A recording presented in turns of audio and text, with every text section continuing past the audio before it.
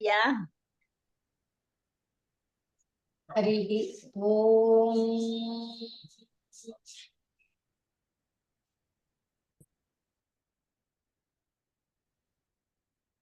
ಭದ್ರಂ ಕರ್ಣೇಭಿಃ ಶೃಣುಯಾಮ ದೇವಾಃ ಭದ್ರಂ ಪಶ್ಯೇಮಾಕ್ಷಭಿರ್ಯಜತ್ರಾಃ ಸ್ಥಿರೈರಂಗೈಸ್ತುಷ್ಟುವಾಗುಂಸಸ್ತನೂಭಿಃ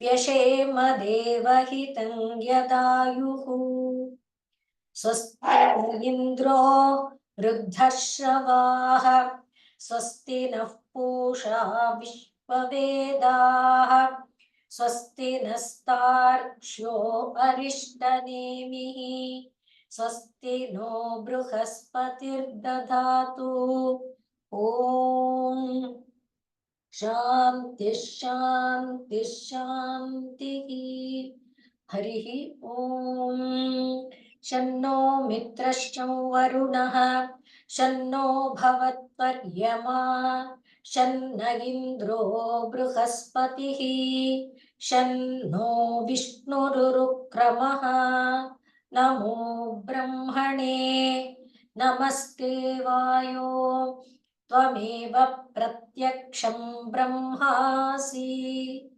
त्वामेव प्रत्यक्षं ब्रह्म वदिष्यामि ऋतं वदिष्यामि सत्यं वदिष्यामि तन्मामवतु तद्वक्तारमवतु अवतु माम् अवतु वक्तारम् ॐ शान्ति शान्ति शान्तिः सहनाववतु सहनौ भुनक्तु सह वीर्यङ्करवावहै तेजस्विनावधीतमस्तु मा विद्विषवहै ॐ शान्ति शान्ति शान्तिः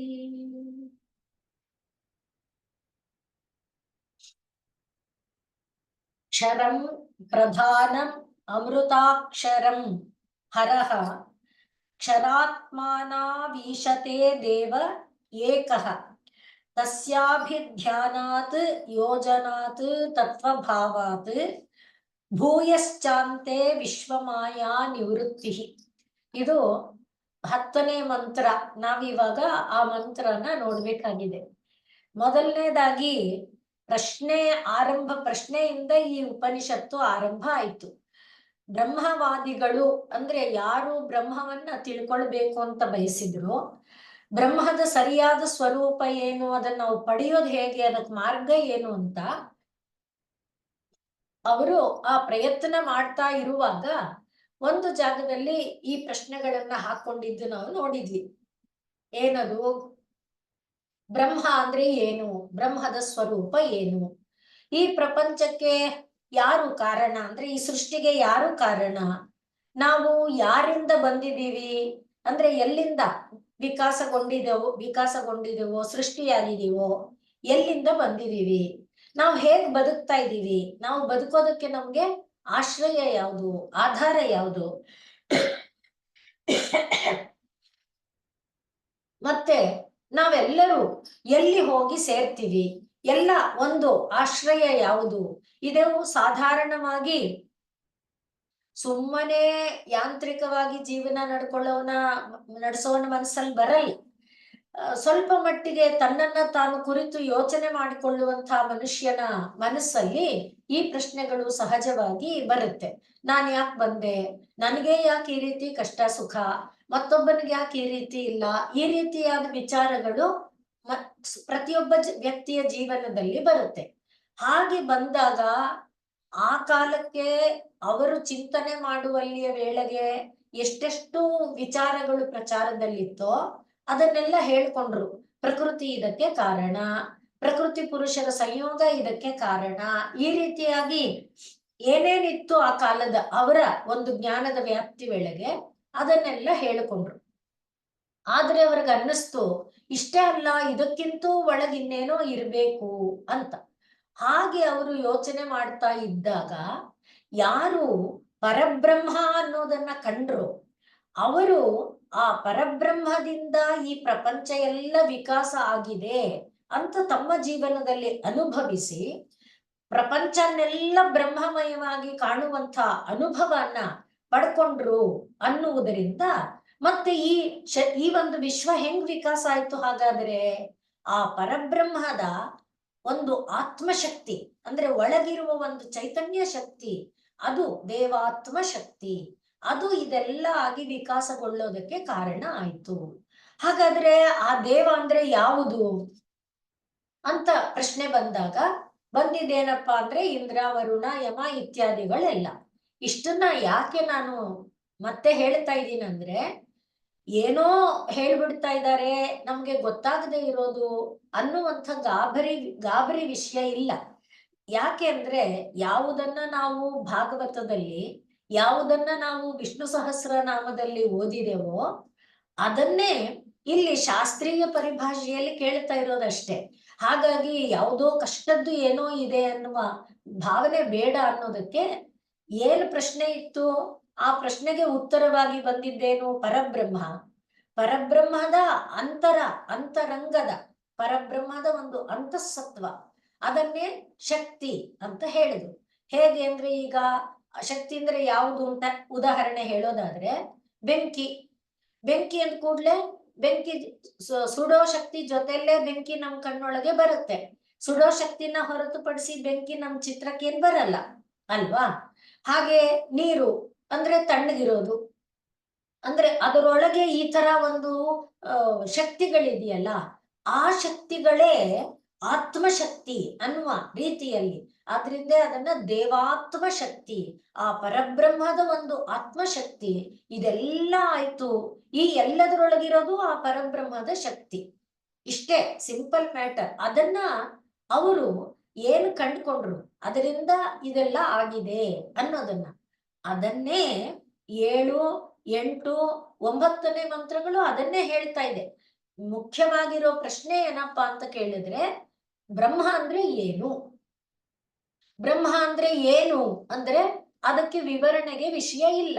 ಅಂದ್ರೆ ಬ್ರಹ್ಮ ಅಂದ್ರೆ ಇದು ಅಂತ ಹೇಳೋಕೆ ಅದಕ್ಕೆ ನಿರ್ದಿಷ್ಟವಾದ ಒಂದು ರೂಪ ಇಲ್ಲ, ಅದಕ್ಕೊಂದು ಹೆಸರು ಅಂತ ಏನೂ ಇಲ್ಲ. ನಾವೇ ಅದನ್ನ ಬ್ರಹ್ಮ ಅಂತ ಕರೆದಿರೋದು ಯಾಕಪ್ಪ ಅಂದ್ರೆ ದೊಡ್ಡದು ಅಂತ.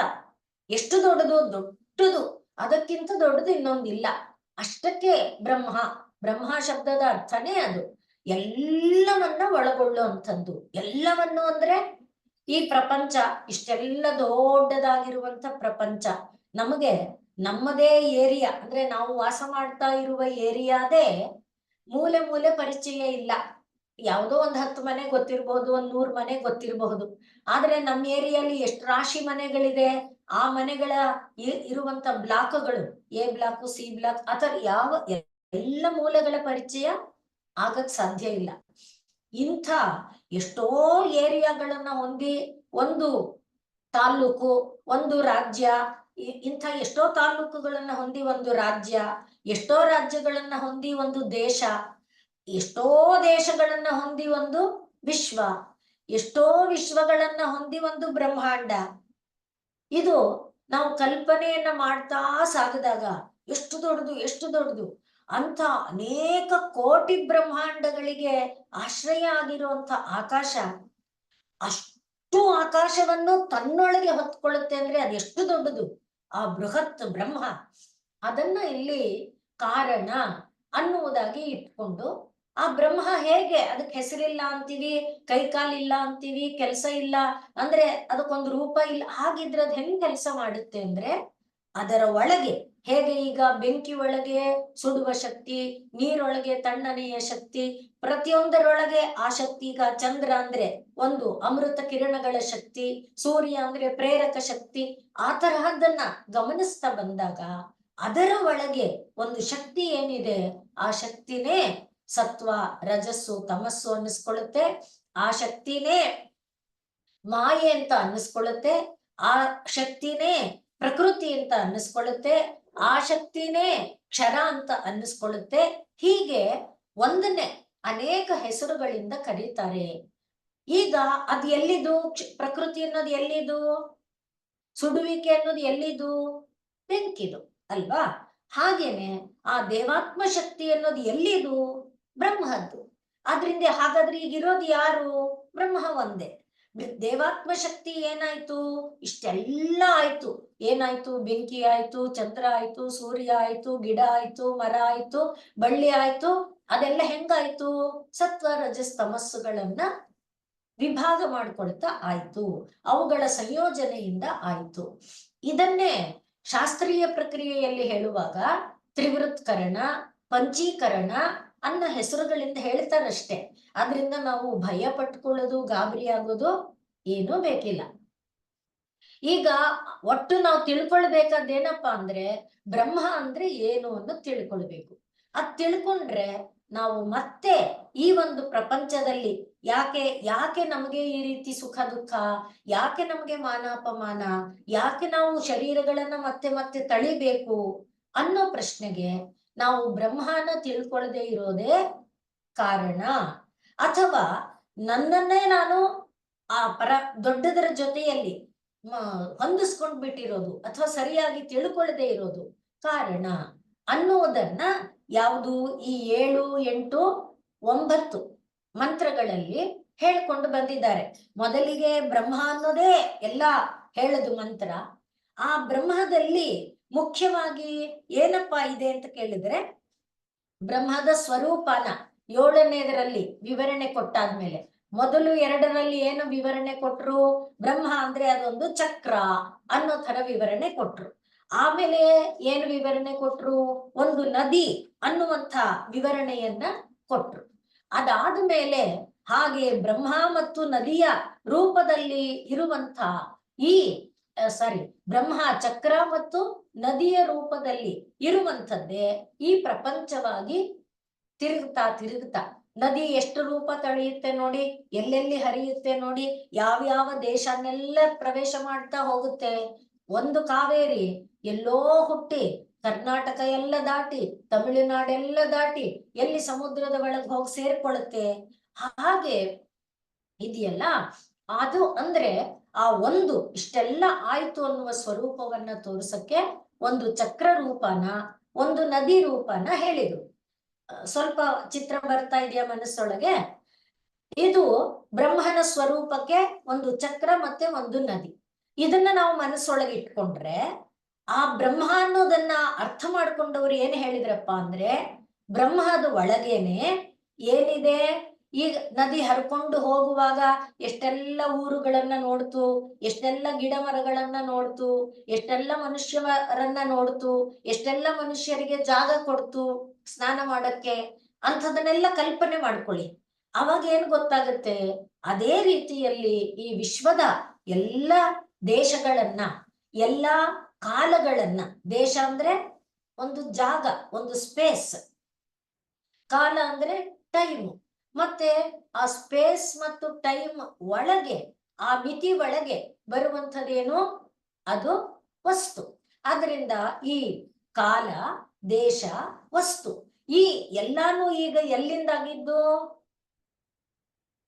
ಆ ಬ್ರಹ್ಮ ಅನ್ನುವ ಚಕ್ರದಿಂದಾನೆ, ಅಥವಾ ನದಿ ರೂಪದಲ್ಲಿ ಯಾವುದು? ಪಂಚಜ್ಞಾನೇಂದ್ರಿಯ, ಪಂಚಕರ್ಮೇಂದ್ರಿಯ, ಪಂಚ ಪ್ರಾಣ ಇತ್ಯಾದಿಯಾಗಿರುವಂತ ನದಿಯನ್ನ ಒಂದು ಕಲ್ಪನೆಯಾಗಿ ಕೊಟ್ರಲ್ವಾ ಸುಳಿಗಳ ರೂಪದಲ್ಲಿ, ಮತ್ತೆ ಅದು ಅಲೆಗಳ ರೂಪದಲ್ಲಿ. ಈ ರೂಪದಲ್ಲಿ ನದಿಯ ಚಿತ್ರ ಏನ್ ಕೊಟ್ರು? ಅದನ್ ಬಿಟ್ಟು ಬೇರೆ ಏನಾದ್ರೂ ಇದೆಯಾ ಈ ಪ್ರಪಂಚನ ನೋಡೋದು ಅಂದ್ರೆ?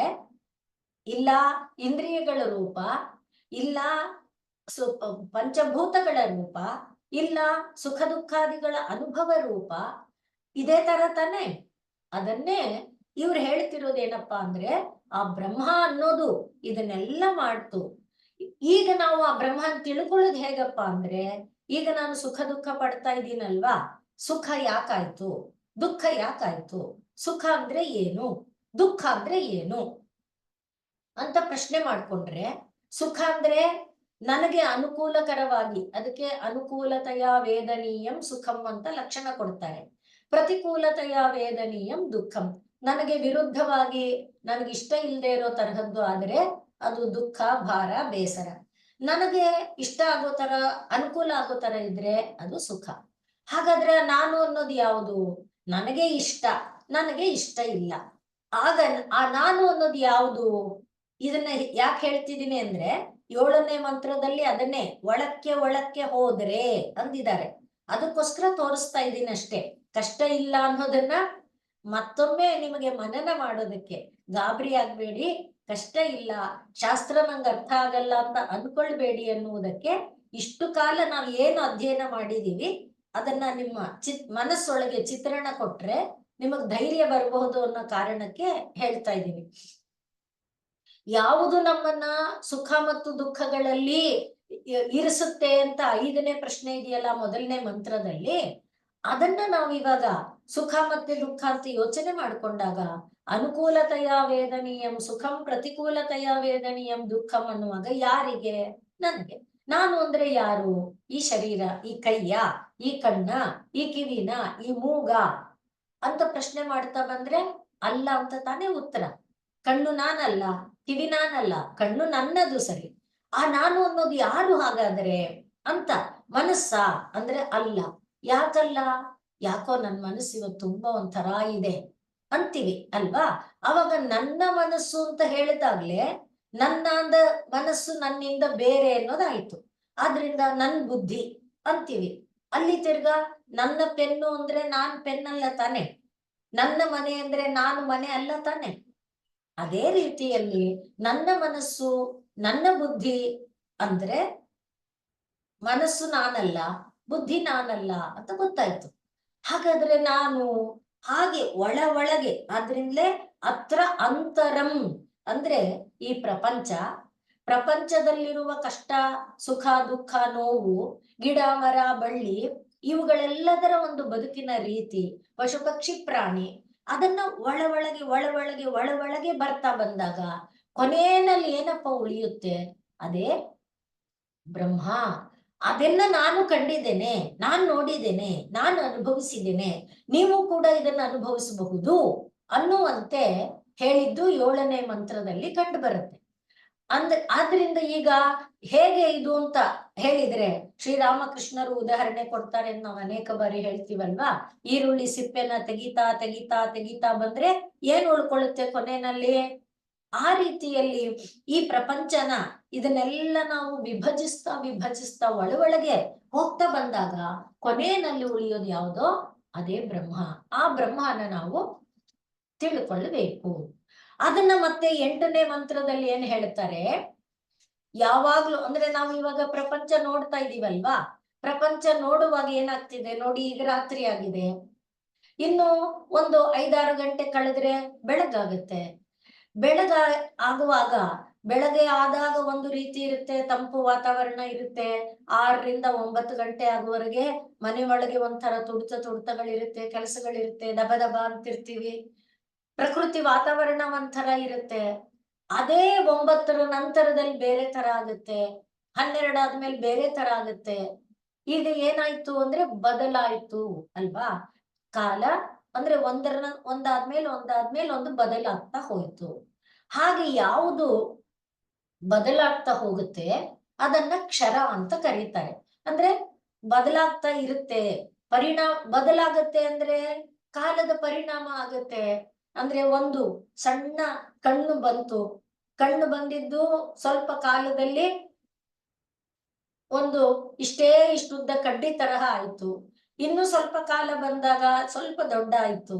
ಇನ್ನು ಸ್ವಲ್ಪ ಅಂದ್ರೆ ಒಂದು 15-20 ದಿನ ಕಳೆಯುವ ವೇಳೆಗೆ ಒಂದು ಎಲೆಯ ಆಕಾರನ ತಳೀತು. ಅಂದ್ರೆ ಒಂದು ಸಣ್ಣ ಕಣ್ಣು ತರಹ, ಒಂದು ಸಾಸಿವೆ ಕಣ್ಣು ತರ ಇದ್ದದ್ದು ಎಷ್ಟು ಪರಿಣಾಮ ಆಯ್ತು ಒಂದು ಎಲೆ ಆಗ್ಬೇಕಾದ್ರೆ. ಹಾಗೆ ಪ್ರತಿ ಕ್ಷಣದಲ್ಲಿ ಪ್ರತಿಯೊಂದು, ಇದು ಒಂದು ಉದಾಹರಣೆ ನಾವು ಕೊಟ್ಕೋತಿರೋದಷ್ಟೇ, ಪ್ರತಿಯೊಂದು ಕೂಡ ನಿರಂತರ ಬದಲಾಗ್ತಾ ಇರುತ್ತೆ. ಹಾಗೆ ಬದಲಾಗುವಾಗ ಏನಾಗತ್ತೆ? ಕಾಲ ಅದರ ಮೇಲೆ ಕೆಲಸ ಮಾಡುತ್ತೆ. ಕಾಲ ಕೆಲಸ ಮಾಡುವಾಗ ದೇಶನು ನೋಡಿ, ಬರೀ ಕಣ್ಣಾಗಿದ್ದಾಗ, ಒಂದು ಕಡ್ಡಿನಲ್ಲಿ ಬರೀ ಕಣ್ಣಾಗಿದ್ದಾಗ ಅದು ಒಂದು ಸಾಸಿವೆಗಿಂತ ಸಣ್ಣ ಜಾಗ ತಗೊಂಡಿತ್ತು ಅಲ್ವಾ. ಅದೇ ಬೆಳೀತಾ ಬೆಳೀತಾ ಬೆಳೀತಾ ದೊಡ್ಡ ಜಾಗ ದೊಡ್ಡ ಜಾಗ ದೊಡ್ಡ ಜಾಗ ತಗೊಂಡು ಒಂದು ಎಲೆ ಅಂತಾದಾಗ ಒಂದು 1/4 ಇಂಚು ಅಲ್ವಾ, ಇನ್ನು ಸಣ್ಣ ಸಣ್ಣ ಎಲೆಗಳು ಇರುತ್ತೆ. ಒಟ್ನಲ್ಲಿ ಆ ಪಾಯಿಂಟ್ ಇಂದ ಅದು ದೊಡ್ಡದಾಗುವಾಗ ದೇಶನೂ ಜಾಸ್ತಿ ತಗೋತಲ್ವಾ. ಹಾಗೆ ಕಾಲ ದೇಶ ತಗೊಳ್ತು. ಆಮೇಲೆ ಆ ಕಾಲದ ಪರಿಣಾಮದಿಂದ ಏನಾಯ್ತು, ಅದು ಬೇರೆ ಬೇರೆ ಬಣ್ಣಗಳನ್ನ, ಅಂದ್ರೆ ಕೆಂಪುಗೋ ತಾಮ್ರ ಬಣ್ಣನೋ ಹೊಂಬಣ್ಣನೋ ಏನೋ ಇದ್ದದ್ದು ಹಸಿರು ಬಣ್ಣ ಬಂತು. ಹಸಿರು ಬಣ್ಣ ಇದ್ದಿದ್ದು ಪಕ್ವಾಗ್ತಾ ದಟ್ಟ ಹಸಿರಾಯ್ತು. ಆಮೇಲೆ ಡಾರ್ಕ್ ಹಸಿರು ಅಂದ್ರೆ ಕಪ್ಪು ಬಣ್ಣದಷ್ಟು ಹಸಿರಾಯ್ತು. ಆಮೇಲೆ ಹಳದಿ ಬಣ್ಣಕ್ಕೆ ತಿರುಗ್ತು, ಬಿದ್ದೋಯ್ತು. ಹೀಗೆ ಅಂದ್ರೆ ನಿರಂತರ ಒಂದು ಸಣ್ಣ ಅಣು ದೊಡ್ಡ ದೊಡ್ಡದಾಗತ್ತಾ ದೊಡ್ಡ ದೊಡ್ಡ ಜಾಗ ತಗೊಳುತ್ತೆ. ಹಾಗೆ ಕಾಲನು ದೊಡ್ಡ ದೊಡ್ಡದಾಗ್ತಾ ಹೋಗುತ್ತೆ. ಆ ಕಾಲದ ಪರಿಣಾಮದಲ್ಲಿ ಬದಲಾಗುತ್ತಾ ಅದು ಬಣ್ಣ, ಆಕಾರ, ರೂಪ ಎಲ್ಲಾನು ಬದಲು ಮಾಡಿಕೊಳ್ಳುತ್ತೆ. ಹಾಗೆ ನಿರಂತರ ಯಾವುದು ಬದಲಾಗ್ತಾ ಇದೆ ಅದನ್ನ ಕ್ಷರ ಅಂತ ಕರೀತಾರೆ. ನಿರಂತರ ಬದಲಾಗುತ್ತಾ ಇದ್ರೂ ಅದ್ರ ಒಳಗೆ ಒಂದು ಬದಲಾಗದೆ ಇರುತ್ತೆ. ಇದನ್ನ ನಾವು ಉದಾಹರಣೆ ಹೇಳ್ಕೊಂಡ್ವಿ ಅಲ್ವಾ.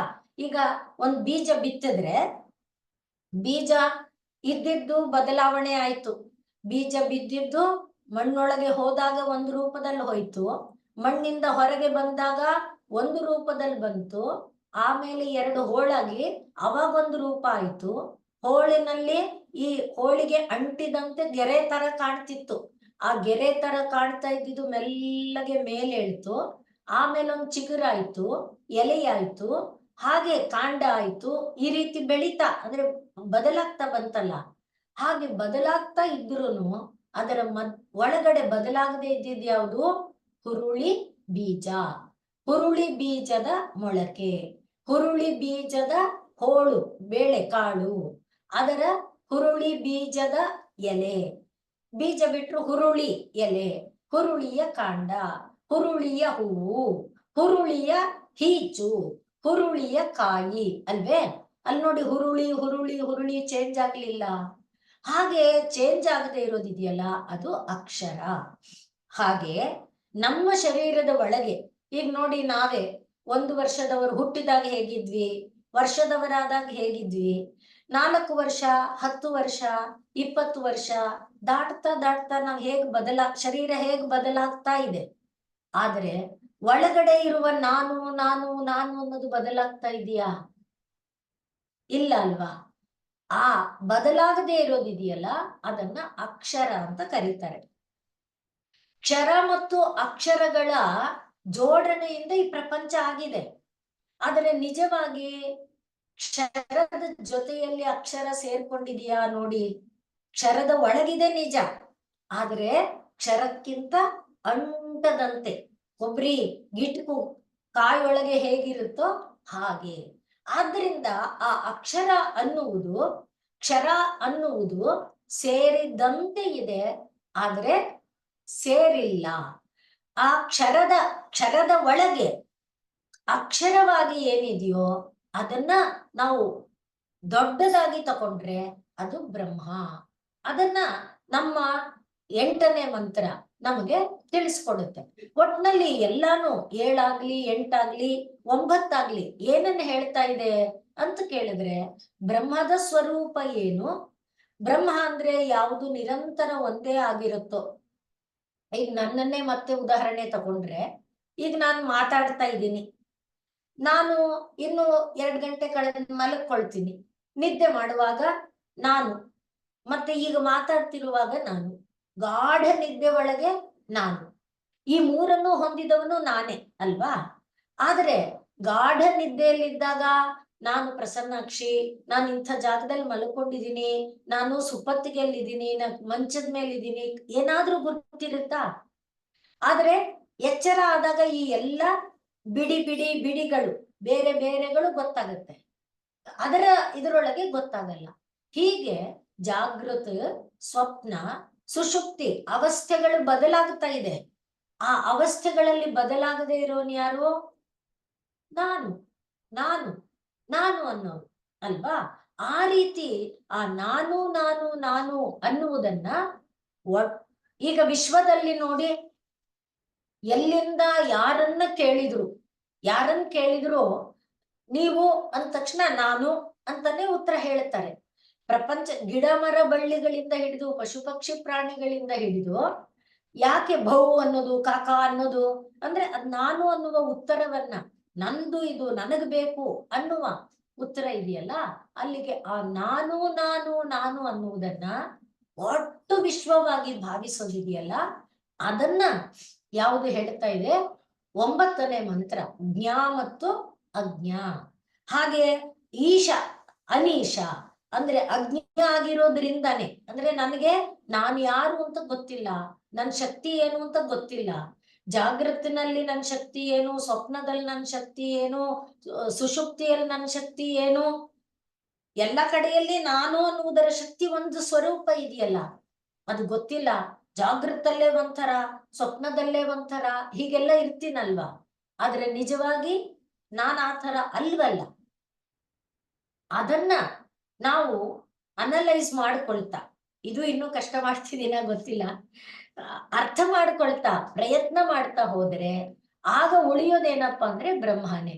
ಒಟ್ಟು ಈಗ ಸಾರಾಂಶಭೂತವಾಗಿ 7ನೇ 8ನೇ 9ನೇ ಮಂತ್ರಗಳಲ್ಲಿ, ಬೇರೆ ಮಂತ್ರಗಳಲ್ಲಿ ಪ್ರಶ್ನೆ ಇತ್ತು, ಪ್ರಶ್ನೆಗೆ ಉತ್ತರ ಆ ಕಾಲಕ್ಕೆ ಏನೋ ಇತ್ತು, ಅದಲ್ಲ ಅದಕ್ಕಿಂತೂ ಒಳಗೆ ಅಂತಾಯ್ತು. ಹಾಗಿರೋದು ಯಾವ್ದಪ್ಪ ಅಂದ್ರೆ ಅದು ಬ್ರಹ್ಮ ಒಂದೇ ಅನ್ನೋದೇ ಉತ್ತರ. ಯಾರೊಬ್ಬರು ಪ್ರಪಂಚದಲ್ಲಿ ಬ್ರಹ್ಮ ಅನ್ನುವುದನ್ನ ತಿಳ್ಕೊಳ್ಳದೆ ಇರೋದೇ ಕಷ್ಟಕ್ಕೆ ಕಾರಣ. ಬ್ರಹ್ಮನ ಪ್ರಕೃತಿ ಜೊತೆನಲ್ಲಿ ಸೇರಿಸ್ಕೊಂಡ್ಬಿಟ್ಟಿರೋದು ಸುಖ ದುಃಖಗಳಿಗೆ ಕಾರಣ. ಪ್ರಕೃತಿಗಿಂತ ಅದನ್ನ ಬೇರೆಯಾಗಿ ತಿಳ್ಕೊಂಡ್ರೆ ಆಗ ಅದು ನಮ್ಮನ್ನ ಈ ಪ್ರಪಂಚದ ಬಂಧನಕ್ಕೆ ಸಿಲುಕಿಸುವಂತೆ ಮಾಡಲ್ಲ. ಇದಿಷ್ಟು ಸಾರಾಂಶವಾಗಿ ನಾವು ಗಮನಿಸ್ತಾ ಇರುವಂತ ವಿಚಾರ. ಹಾಗಾಗಿ ಬೇರೆ ಬೇರೆ ಏನು ಹೇಳಿಲ್ಲ, ಎಲ್ಲ ಮಂತ್ರದಲ್ಲೂ ಮತ್ತೆ ಮತ್ತೆ ಅದನ್ನೇ ಹೇಳ್ತಿದ್ದಾರೆ. ಬ್ರಹ್ಮ ಅನ್ನೋದಿದೆ, ಬ್ರಹ್ಮ ಅನ್ನುವುದರಿಂದ ಏನು ಬಂದಿದೆ, ಕ್ಷರ ಮತ್ತು ಅಕ್ಷರ ಅನ್ನೋದು ಬಂದಿದೆ. ಕ್ಷರ ಮತ್ತು ಅಕ್ಷರಗಳಿಗೂ ಮೇಲ್ಗಡೆ ಒಡೆಯ ಯಾವುದಿದೆ ಅದೇ ಬ್ರಹ್ಮ. ಅಕ್ಷರ ಅಂದ್ರೆ ಈಗ ಹೇಳಿದ್ನಲ್ಲ, ಎವ್ರಿ ಮೂಮೆಂಟ್ ಚೇಂಜ್ ಆಗ್ತಾ ಇರುತ್ತೆ.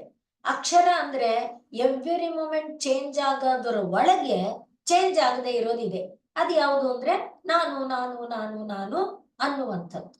ಅದು ನೋಡಿ, ಎಷ್ಟು ಯುಗಗಳು ಕಳ್ಕೊಂಡು ಬಂದಿದ್ರು ನಾನು ನಾನು ಅಂತ ಎಲ್ಲ ಹೇಳುತ್ತೆ. ಗಿಡನೂ ಹೇಳುತ್ತೆ, ಮರಾನೂ ಹೇಳುತ್ತೆ, ಪಶು ಪಕ್ಷಿಗಳು ನಾನು ಅಂತ ಹೇಳುತ್ತೆ, ಜೀವಿಗಳು ಕೂಡ ನಾನು. ಆ ರೀತಿ ಆ ನಾನು ನಾನು ನಾನು ಅಂತ ಹೇಳೋದನ್ನ ಇಲ್ಲಿ ಮಿಸ್ಟೇಕ್ ಎಲ್ಲಿರೋದು, ಪ್ರಸನ್ನಾಕ್ಷಿ ಅಂತ ಇದಕ್ಕೆ ಹೇಳ್ತಿದೀವಲ್ಲ ಅಲ್ಲಿ ಮಾತ್ರ ಈ ಪ್ರಸನ್ನಾಕ್ಷಿ ಅನ್ನೋ ಹೆಸರು ಹೊರಟೋಗುತ್ತೆ, ನಾನು ಅನ್ನೋ ಇದು ಕೂಡ ಹೊರಟೋಗ್ಬಿಟ್ಟಾಗ ಯಾವುದೋ ಒಂದು ಉಳ್ಕೊಂಡಿರುತ್ತಲ್ಲ, ಅಲ್ಲಿವರೆಗೆ ನಮ್ಮನ್ನ ನಾವು ತಗೊಂಡು ಹೋಗಿಲ್ಲ. ನಾವು ಈ ಶರೀರದ ಒಳಗಡೆನೆ, ಶರೀರದಲ್ಲಿ ಮನಸ್ಸು ಬುದ್ಧಿ ಜೊತೆನಲ್ಲೇನೆ ಇಟ್ಕೊಂಡಿರೋದೆ ಎಲ್ಲ ಕಷ್ಟಕ್ಕೆ ಕಾರಣ. ಇನ್ನೊಂದು ಚೂರಷ್ಟೇ, ಇನ್ನು ಒಂದೇ ಒಂದು ಕೂದಲು ಸ್ಟೆಪ್ ಅಷ್ಟು ಒಳಗೆ ಹೋಗ್ಬೇಕು ಅನ್ನುವುದನ್ನ ಈ ಇಷ್ಟೋ ಮಂತ್ರಗಳಲ್ಲಿ ಹೇಳಿದ್ರು. ಆದ್ರಿಂದ ಅದನ್ನ ಹೇಗೆ ತಿಳ್ಕೋಬೇಕು ಅನ್ನಕ್ಕೆ ಒಂದ್ಸಲಿ ಹೇಳಿದ್ರು ಒಂದರ ಒಳಗೆ ಸಾಗಬೇಕು ಅಂತ, ಇನ್ನೊಂದ್ಸಲಿ ಹೇಳಿದ್ರು ಇದು ನೋಡಪ್ಪ ಬದಲಾಗ್ತಾ ಇದೆ, ಇದು ಬದಲಾಗಲ್ಲ, ಹೀಗೆ ತಿಳ್ಕೊ ಅಂತ ಹೇಳಿದ್ರು. ಹಾಗೆ ಬೇರೆ ಬೇರೆ ರೀತಿಯಲ್ಲಿ ಹೇಳ್ತಾ ಇದ್ರು ಕೂಡ ಹೇಳ್ತಿರೋ ವಿಷಯ ಮಾತ್ರ ಒಂದೇ. ಈಗ ಜ್ಞಾಜ್ಞೌ ಅನ್ನುವ ಮಂತ್ರದಲ್ಲಿ ಜ್ಞಾ ಮತ್ತು ಜ್ಞೌ, ಈಶ ಅನೀಶ ಒಂದು ತಿಳ್ಕೊಂಡಿದೆ, ಅದು ತಿಳ್ಕೊಂಡಿರೋದ್ರಿಂದ ಈಶ ಅಂದ್ರೆ ಒಡೆತನನ ಹೊಂದಿದೆ. ಇನ್ನೊಂದು ಅಜ್ಞಾ, ತಿಳುವಳಿಕೆ ಇಲ್ಲ, ಆದ್ರಿಂದ ಅದು ಮತ್ತೊಬ್ಬರ ವಶವಾಗಿದೆ, ತನ್ನ ವಶವಾಗಿ ತಾನಿಲ್ಲ. ಮತ್ತೊಬ್ಬರು ಯಾರವರು, ಈ ಪ್ರಕೃತಿ. ಪ್ರಕೃತಿಯಲ್ಲಿ ಏನಿದೆ, ಇಂದ್ರಿಯಗಳನ್ನು ಸೆಳೆಯುವಂತ ಆಕರ್ಷಣೆ ಇದೆ. ಶಬ್ದ, ಸ್ಪರ್ಶ, ರೂಪ, ರಸ, ಗಂಧ ಇವುಗಳೆಲ್ಲ ಸೆಳೀತಾ ಇದೆ. ಆ ಸೆಳೆತಕ್ಕೆ ವಶವಾಗಿ ನಾನು ಯಾರು ಅನ್ನೋದನ್ನ ತಿಳ್ಕೊಳ್ಳದೆ, ಅಯ್ಯೋ ನನ್ಗಿಷ್ಟು ಆ ತರಹ, ನಾನು ಸುಖಿ ನಾನು ದುಃಖಿ, ನನಗೆ ಮಾನ ನನ್ನ, ಆ ರೀತಿಯಾಗಿ ಅವನು ಬೇಯ್ತಾ ಇದ್ದಾನೆ ಅನ್ನುವುದನ್ನ ಜ್ಞಾ ಮತ್ತು ಜ್ಞೌ, ಈಶ ಮತ್ತು ಅನೀಶವು ಅದರ ಮಂತ್ರದಲ್ಲಿ ಹೇಳ್ತಾ ಇದ್ದಾರೆ. ಈ ಜ್ಞಾ ಮತ್ತು ಅಜ್ಞಾ, ಈಶ ಮತ್ತು ಅನೀಶ, ಇದಕ್ಕೆಲ್ಲ ಕಾರಣ ಯಾರಪ್ಪ ಅಂದ್ರೆ ಭೋಕ್ತೃ ಭೋಗ್ಯಾರ್ಥಯುಕ್ತ ಇದಾಳಲ್ಲ ಅವಳು. ಅವಳು ಯಾರು ಅಂದ್ರೆ ಪ್ರಕೃತಿ. ಈಗ ಇಲ್ಲಿ ಸ್ವಲ್ಪ ಇದು ಯೋಚನೆ ಬರೋದು ಅಂದ್ರೆ, ಒಂದು ಮನೆ ಕಟ್ತೀವಿ. ಮನೆ ಕಟ್ಟುವಾಗ ಯಾರಿಗೋಸ್ಕರ ಕಟ್ತೀವಿ ಮನೇನ? ಯಾರಿಗೂ ಅಲ್ಲದೆ ಸುಮ್ನೆ ಮನೆ ಕಟ್ಟಿ ಬಿಡ್ತೀವ? ಇಲ್ಲ, ನಮಗೆ ಕಷ್ಟ ಇದೆ, ನಿವೃತ್ತಿ ಆದ್ಮೇಲೆ ಬಾಡಿಗೆಯಿಂದ ಹೊಟ್ಟೆಪಾಡು ನೋಡ್ಕೊಳ್ಬಹುದು ಅನ್ನೋ ದೃಷ್ಟಿಯಿಂದನೋ, ನಮಗೆ ಕಷ್ಟನೋ ಸುಖನೋ ಒಂದ್ ಸ್ವಂತ ಮನೆ ಅಂತ ಮಾಡ್ಕೊಂಡ್ಬಿಟ್ರೆ ಆಮೇಲೆ ಗಂಜಿನೋ ಪಂಜಿನೋ ಊಟನೋ ಉಪವಾಸನೋ ನಮ್ ಮನೇಲಿ ಕಾಲ್ ಚಾಚ್ಕೊಂಡು ಹಾಯಾಗಿ ಇರ್ಬಹುದಪ್ಪ, ನಮ್ಮ ಮನೆ ಬಿಡು ಅನ್ನೋರಿಲ್ಲ. ಒಂದ್ಸಲಿಗೆ ಜಾಸ್ತಿ ಬಾಡಿಗೆ ಕೊಟ್ಕೊಂಡು ಹೋಗ್ಬೇಕಾದಂತ ತಾಪತ್ರಯ ಇಲ್ಲ. ಎಲ್ಲಪ್ಪ ಮನೆ ಹುಡುಕ್ಲಿ ಅನ್ಬೇಕಾಗಿಲ್ಲ ಅನ್ನೋ ಏನೋ ಒಂದು ಉದ್ದೇಶಕ್ಕೆ ಮನೆ ಕಟ್ತೀವಿ ಅಲ್ವಾ? ಅಂದ್ರೆ ಭೋಗ್ಯ ಅಂದ್ರೆ ಅದೇ, ನಾವು ಅನುಭವಿಸುವುದಕ್ಕೆ ಯಾವುದೋ ಒಂದು ಉದ್ದೇಶ. ಆ ಉದ್ದೇಶಕ್ಕೆ ಇರೋದು ಈ ಪ್ರಪಂಚ ಎಲ್ಲ. ಈಗ ಮನೆ ಕಟ್ಟಿದ್ರೆ ವಾಸಕ್ಕೆ ಅಲ್ವಾ? ವಾಸ ಅನ್ನೋದು ನೀನೇ ವಾಸ ಮಾಡು, ನಾನೇ ವಾಸ ಮಾಡು, ಅವರೇ ಯಾರೇ ವಾಸ ಮಾಡ್ಲಿ, ಒಟ್ಟು ವಾಸ ಮಾಡುವುದು ಅನ್ನುವ ಕಾರಣಕ್ಕೆ ಮನೆ ಇದೆ. ಹಾಗೆ ಅಡಿಗೆ ಇದೆ. ಅಡಿಗೆ ತಯಾರಾಗಿರೋದು ಯಾರಿಗೋಸ್ಕರ? ತಿನ್ನೋವನಿಗೋಸ್ಕರ. ಯಾರು ತಿಂದೆ ಅಡಿಗೆ ತನ್ಪಾಡಕ್ ತಾನು ಕೂತಿದ್ರೆ ಅದು ಸಾರ್ಥಕ ಆಗತ್ತಾ? ಇಲ್ಲ. ಯಾರು ತಿನ್ನೋರಿಲ್ಲ ಅಂದ್ರೆ ಅಡಿಗೆ ಯಾರಾದ್ರೂ ಮಾಡ್ತಾರಾ? ಇಲ್ಲ. ಅಂದ್ರೆ ಈ ಪ್ರಕೃತಿ ಇದೆಯಲ್ವಾ, ಈ ಪ್ರಕೃತಿ ಈ ವಿಶ್ವಾಂಡವನ್ನ ಶಬ್ದ ಸ್ಪರ್ಶ ರೂಪ ರಸ ಗಂಧ ಅನ್ನುವ ರೂಪದಲ್ಲಿ ದೊಡ್ಡದಾಗಿ ಬೆಳೆಸ್ತಲ್ಲ. ಹೇಗೆ ಬೆಳೆಸ್ತು ಅನ್ನೋದು ಅನೇಕ ಬಾರಿ ನೋಡಿದೀವಿ ನಾವು. ಅಂದ್ರೆ ಮಹತ್ತತ್ವದಿಂದ ಅದೇ ಜ್ಞಾನ ಬೆಳಕು, ಅದರಿಂದ ರಜಸ್ಸಿನೇ ಅಹಂ ಅನ್ನುವುದು ಲಕ್ಷ ಕೋಟಿ ಕೋಟಿ ಕೋಟಿ ಕೋಟಿ ಕೋಟಿ ಕೋಟಿ. ಅದರಲ್ಲಿ ಒಂದು ವೈಕಾರಿಕ, ಒಂದು ತೈಜಸ, ಒಂದು ತಾಮಸ. ವೈಕಾರಿಕದಿಂದ ಅಧಿದೇವತೆಗಳು, ತೈಜಸದಿಂದ ಪಂಚಭೂತಗಳು, ಜ್ಞಾನೇಂದ್ರಿಯಗಳು, ಹೀಗೆ ಇದೆಲ್ಲ ವಿಕಾಸ ಆಗಿದ್ದು ಇದೆಲ್ಲ ಭೋಗ್ಯಕ್ಕೆ ತಾನೆ.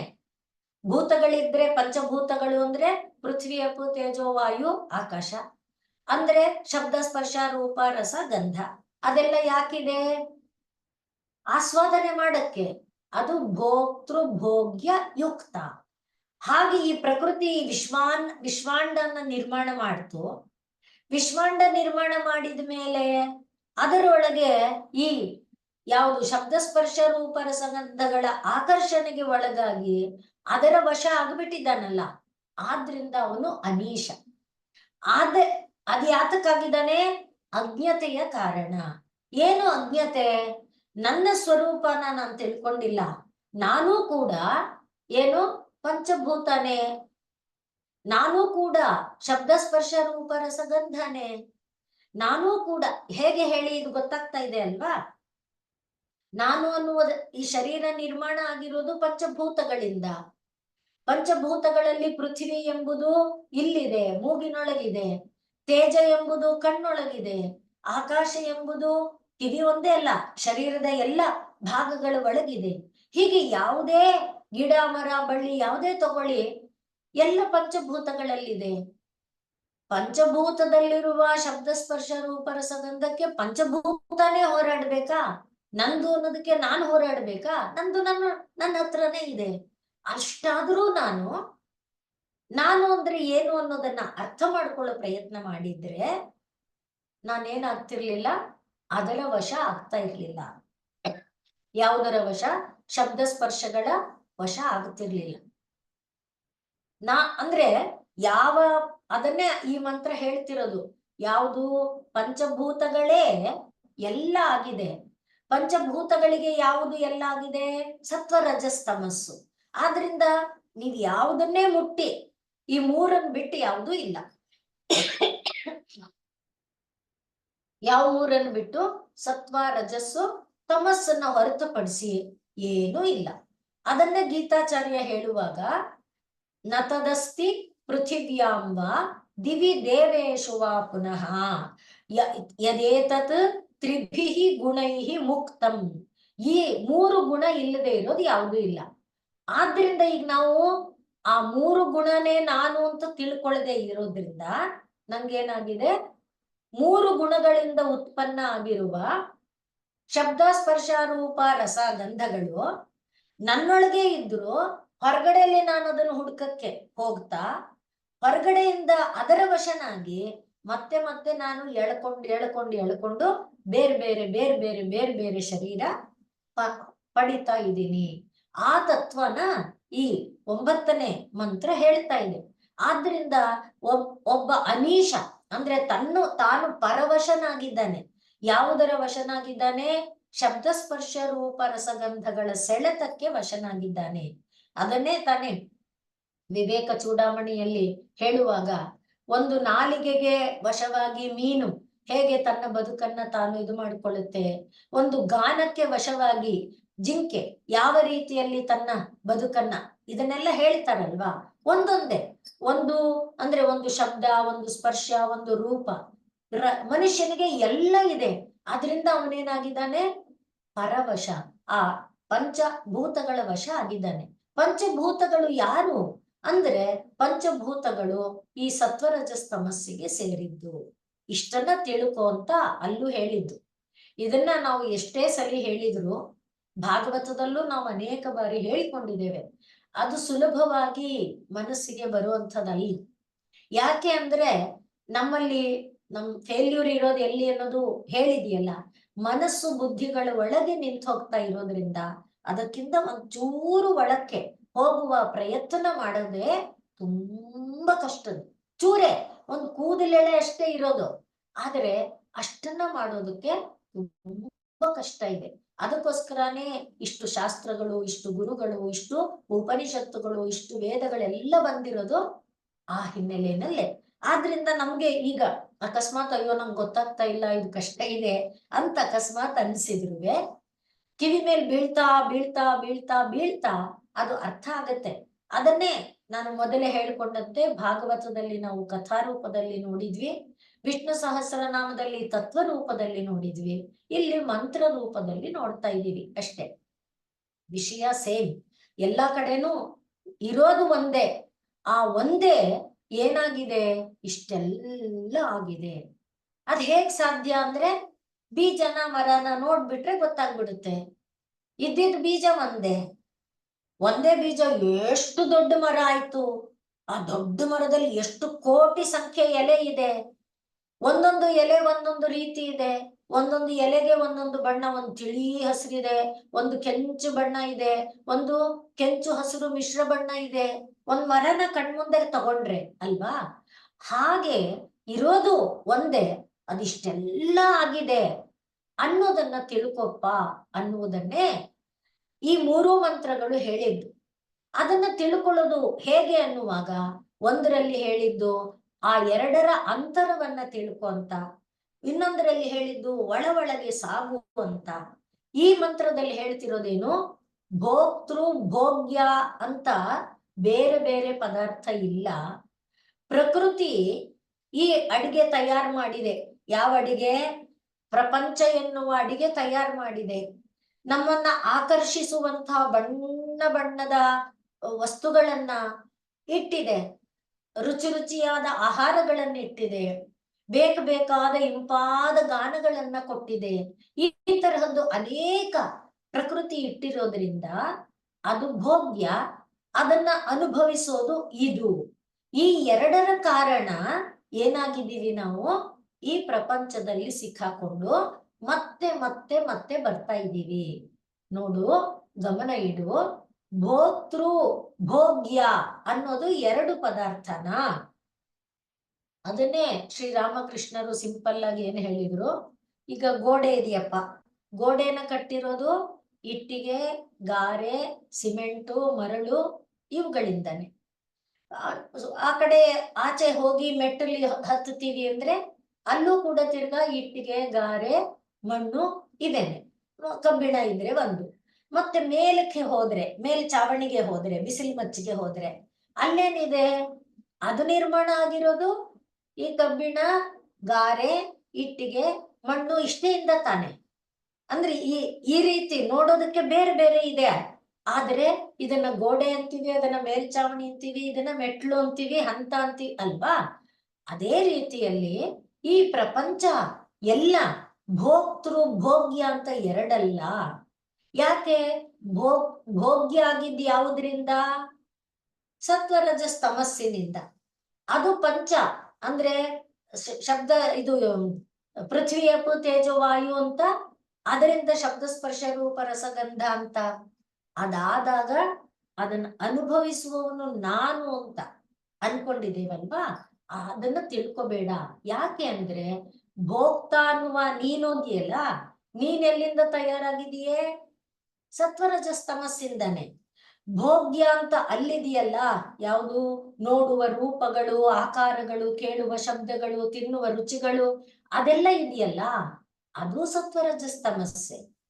ಸತ್ವರಜಸ್ ತಮಸ್ಸೆಲ್ಲ ಇರುವಂತ ಪ್ರಕೃತಿ ಅಜ ಇದೆಯಲ್ಲ, ಅದೆಲ್ಲಿದು? ಬ್ರಹ್ಮದ್ದು.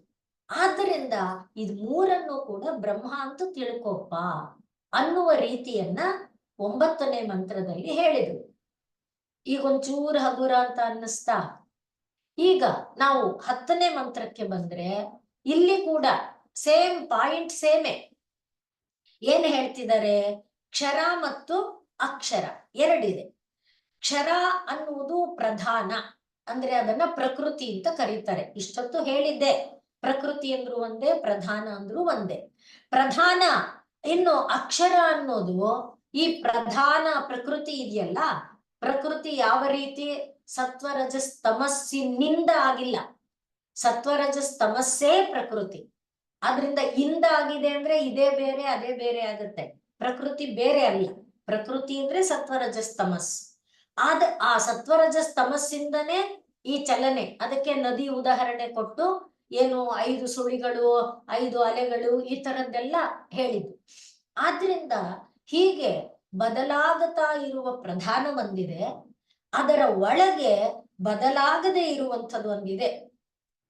ಅದನ್ನ ಹರ ಅಂತ ಕರೀತಾರೆ. ಹರ ಅಂದ್ರೆ ಏನಪ್ಪಾ ಅಂದ್ರೆ ನಮ್ಮ ಅಜ್ಞಾನವನ್ನ, ನಮ್ಮ ಅವಿದ್ಯೆಯನ್ನ ಯಾವುದು ದೂರ ಮಾಡುತ್ತೋ, ಅಪಹರಿಸುತ್ತೋ, ಕಿತ್ತಾಕತ್ತೋ, ಅದು ಏನಾಗಿದೆ ಅಂದ್ರೆ ಒಂದೇ. ನಿಮ್ಮೊಳಗೂ ಅವಿದ್ಯೆಯನ್ನ ದೂರ ಮಾಡೋದು ಒಂದೇ. ಯಾವ್ದದು? ಜ್ಞಾನ. ನನ್ನೊಳಗೂ ಅವಿದ್ಯೆಯನ್ನ ದೂರ ಮಾಡೋದು ಒಂದೇ. ಯಾವ್ದದು? ಜ್ಞಾನ. ಅವನೊಳಗೆ ಅವಿದ್ಯೆಯನ್ನ ದೂರ ಮಾಡೋದು ಒಂದೇ. ಯಾವ್ದದು? ಜ್ಞಾನ.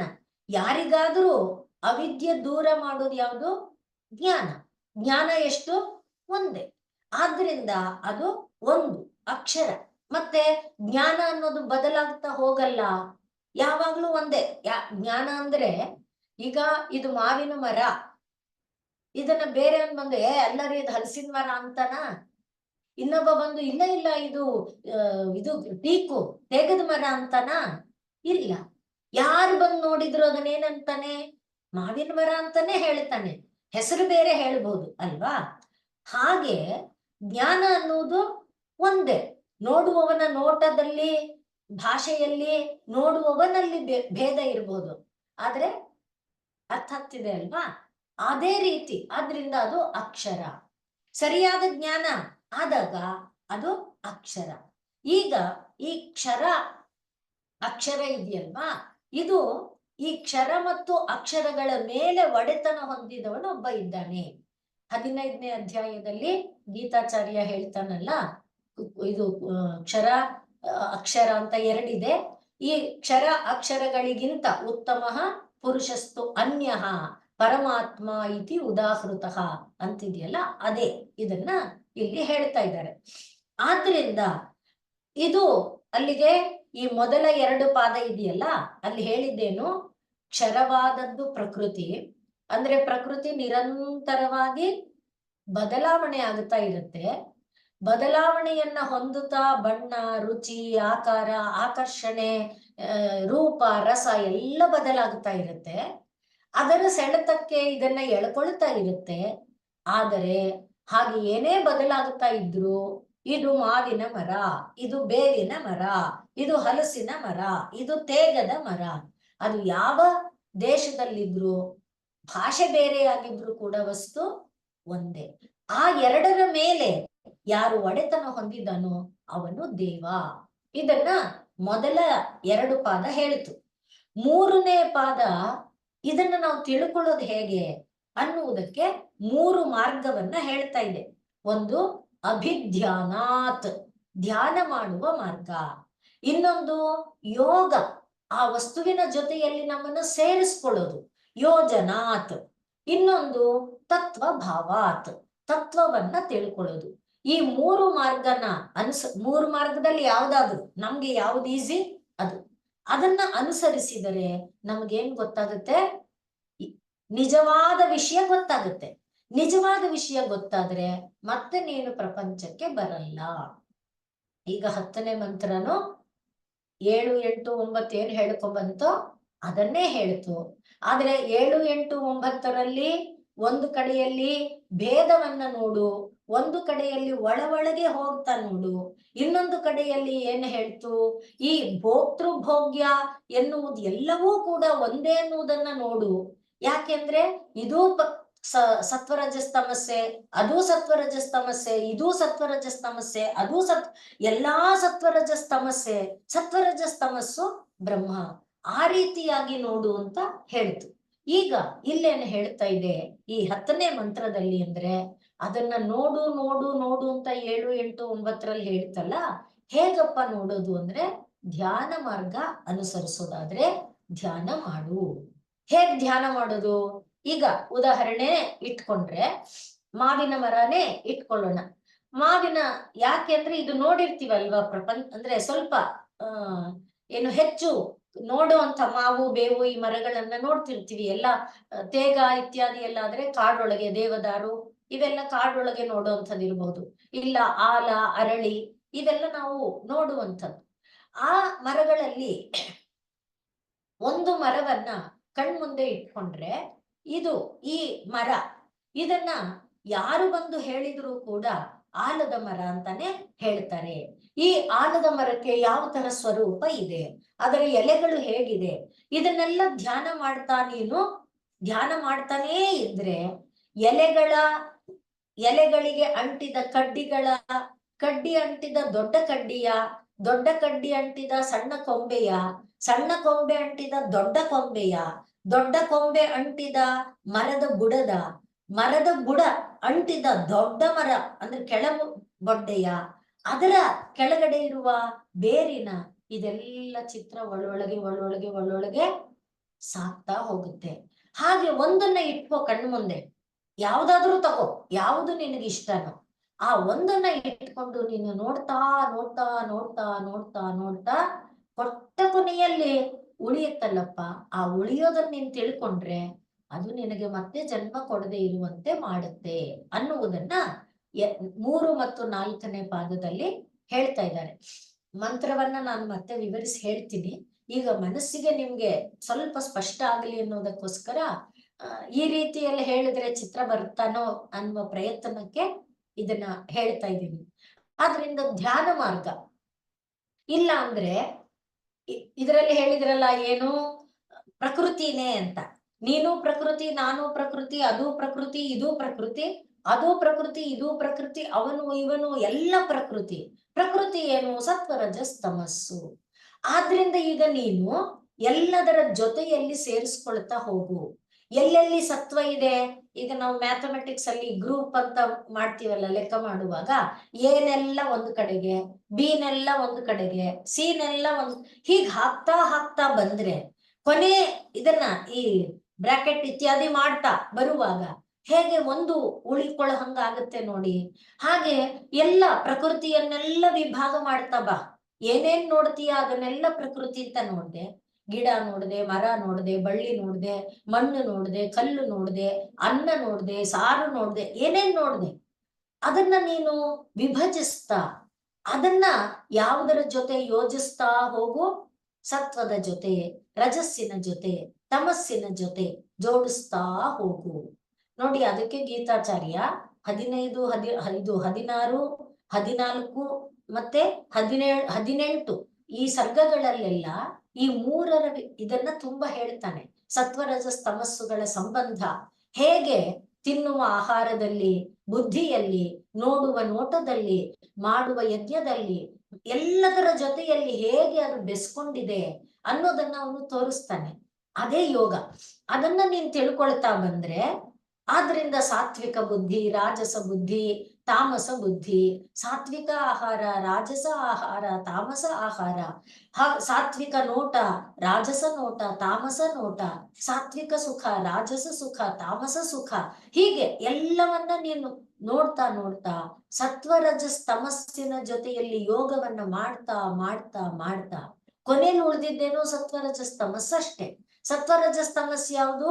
ಭೋಕ್ತೃ ಭೋಗ್ಯಾತ್ಮಿಕ ಅಜ. ಅದು ಎಲ್ಲಿದು ಅಂದ್ರೆ ದೇವಾತ್ಮ ಶಕ್ತಿ. ಅದನ್ನ ಬ್ರಹ್ಮನಿಂದ ವಿಕಾಸಗೊಂಡ ರೀತಿಯನ್ನ ನೋಡಿದ್ವಲ್ಲ, ಹಾಗೆ ಯೋಗ. ಆ ಯೋಗ ರೂಪದಿಂದ ಆದ್ರೂ ಮಾಡು. ಇಲ್ಲ ಅಂದ್ರೆ ತತ್ವಭಾವಾತ್, ತತ್ವವನ್ನ ತಿಳ್ಕೊ. ತತ್ವ ಅಂದ್ರು ಮತ್ತೆ ತಿರ್ಗ ಸತ್ವರಜಸ್ ತಮಸ್ಸಿಗೆ ಬರೋದು. ಯಾಕೆ ಅಂದ್ರೆ ನನ್ಗಿದು ಸುಖ ಕೊಡ್ತಾ ಇದೆ. ಸುಖ ಕೊಡ್ತಾ ಇದೆ ಅಂದ್ರೇನು? ಸತ್ವ. ನೋವು ಕೊಡ್ತಾ ಇದೆ, ನಾನು ನಾನು ಅನ್ನುವ ಗರ್ವಾಹಂಕಾರಗಳನ್ನ ಉಂಟು ಮಾಡ್ತಾ ಇದೆ, ಹಾಗಂದ್ರೇನು? ರಜಸ್ಸು. ಇನ್ನೊಬ್ಬರ ಮೇಲೆ ಮಮಕಾರ ಮೋಹಗಳ ಕಾರಣ ಇನ್ನೊಬ್ಬರ ಮೇಲೆ ದ್ವೇಷಾಸೂಯೆಗಳನ್ನ ಉಂಟು ಮಾಡ್ತಾ ಇದೆ, ತಮಸ್ಸು.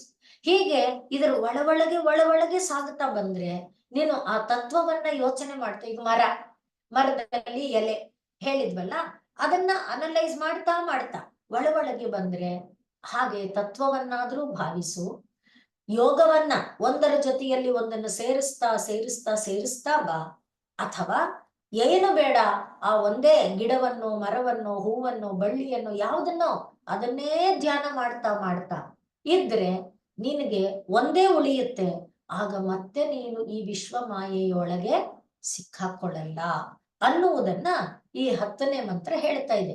ಒಟ್ಟು ಈಗ ಇಷ್ಟೂ ಮಂತ್ರಗಳಲ್ಲಿ ಮೊದಲ ಮಂತ್ರದಲ್ಲಿ ಹೇಳಿರುವ ಪ್ರಶ್ನೆ ಉತ್ತರನೇ ಕೊಡ್ತಿದ್ದಾರೆ. ಆ ಉತ್ತರನೇ ವಿಭಿನ್ನ ರೀತಿಯಲ್ಲಿ ಕೊಡ್ತಿದಾರಷ್ಟೇ. ಎಲ್ಲ ಒಟ್ಟು ಸಾರಾಂಶ ಏನಪ್ಪಾ ಅಂದ್ರೆ ಬ್ರಹ್ಮ ಅನ್ನೋದು ಒಂದೇ. ಆ ಬ್ರಹ್ಮವನ್ನ ಅರಿಯೋದೊಂದೇ ನಾವು ಈ ಪ್ರಪಂಚದಲ್ಲಿ ಮತ್ತೆ ಮತ್ತೆ ಬರದೇ ಇರೋದಕ್ಕೆ ದಾರಿ. ನಾವು ಯಾಕೆ ಅರ್ತಿಲ್ಲ ಅಂದ್ರೆ ಪ್ರಕೃತಿಗಿಂತ ನಾನು ಬೇರೆ ಅಂತ ನಾನು ತಿಳ್ಕೊಂಡಿಲ್ಲ. ಅದಕ್ಕೋಸ್ಕರ ಬ್ರಹ್ಮನ ನಾನು ಅರ್ಥ ಮಾಡ್ಕೊಂಡಿಲ್ಲ. ಪ್ರಕೃತಿ ಬ್ರಹ್ಮನಿಗಿಂತ ಬೇರೆ ಅಲ್ಲ, ಪ್ರಕೃತಿ ಬ್ರಹ್ಮನೇ. ಹೇಗೆ ಸುಡುವಿಕೆ ಅಗ್ನಿಗಿಂತ ಬೇರೆ ಅಲ್ಲವೋ, ಹಾಗೆ ಪ್ರಕೃತಿ ಬ್ರಹ್ಮನೇ ಅನ್ನುವುದನ್ನ ನೀನ್ ತಿಳ್ಕೊಂಡ್ರೆ ಆಗ ಈ ಭೇದ ಹೋಗುತ್ತೆ. ಭೇದ ಹೋದಾಗ ಭೋಕ್ತೃ ಆಸೆ ಹೋಗುತ್ತೆ. ಭೋಕ್ತೃ ಭಾವ ಹೋದಾಗ ಈ ದ್ವಂದ್ವ ಹೋಗುತ್ತೆ. ದ್ವಂದ್ವ ಹೋದಾಗ ನೀನು ಮತ್ತೆ ಬರಲ್ಲ. ಇದಿಷ್ಟು ಒಟ್ಟು ಇಷ್ಟೂ ಮಂತ್ರಗಳ ಸಾರಾಂಶ. ಒಂದ್ ಸ್ವಲ್ಪ ಚಿತ್ರ ಕಣ್ಣೊಳಗೆ ಬಂದಿದೆ ಅಂತ ಭಾವಿಸ್ಕೋತೀನಿ. ನಾಳೆ ಈ ಮಂತ್ರದ ಅರ್ಥವನ್ನ ನಾವು ಅಂದ್ರೆ ಪದಶಃ ಸಾರಾಂಶ ಹೇಳಿದೀನಿ, ಪದಶಃ ನಾಳೆ ಈ ಮಂತ್ರವನ್ನ ನೋಡ್ಬಹುದು ಅನ್ಕೋತೀನಿ. ಮಂತ್ರ ಕಣ್ಮುಂದೆ ಇದ್ರೆ ಸ್ವಲ್ಪ ಆ ಅಕ್ಷರಗಳಿಂದಾದ್ರೂ ನಿಮಗೆ ಸ್ವಲ್ಪ ಅರ್ಥ ಆಗ್ತಿದೆ ಅಂತ ಅನ್ಸುತ್ತಾ? ಏನು ಪ್ರತಿಕ್ರಿಯೆ ಹೇಳಿ. ಕಷ್ಟ ಆಗ್ತಿದೆ ಅಂತಂದ್ರೆ ಇನ್ನೇನು ದಾರಿಯಲ್ಲಿ ಹೇಳ್ಬಹುದು ಅಂತ ಪ್ರಯತ್ನ ಮಾಡ್ತೀನಿ.